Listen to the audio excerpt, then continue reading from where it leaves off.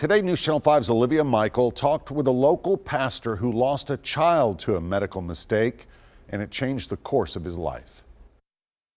It's hard to imagine a tragedy like this. She had been a pharmacist for 25 years, and that day had simply made a mistake. It happened after Ridley Barron's family was in a car accident that killed his wife and injured his 17-month-old son. He was accidentally overdosed 4 days later by a pharmacist who just simply made a mistake and gave him an adult dosage of a medication he required. Just days later, his son Josh died from the medical mistake. I mean, you wake up some days going, okay, the dream needs to be over because this is too much. He says he struggled with what to do and how to feel. The whole impetus for me was that I wanted me and my 2 children to go on with our lives, to move forward.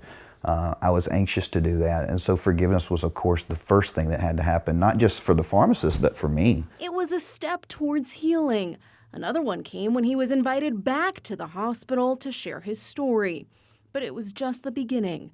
Today, Barron travels the country discussing the importance of transparency and forgiveness. And I've had incredible opportunities just to hold healthcare workers who've made those kind of mistakes.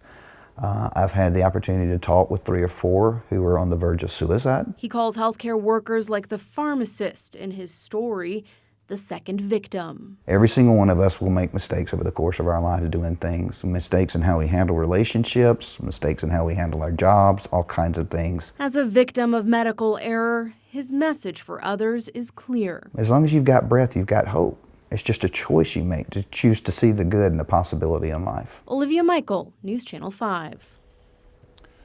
It's a remarkable attitude. Barron thinks that Vaught should not have been charged. Instead, he believes Vanderbilt should be held accountable, and he says a breakdown in the system should have been examined to prevent future mistakes.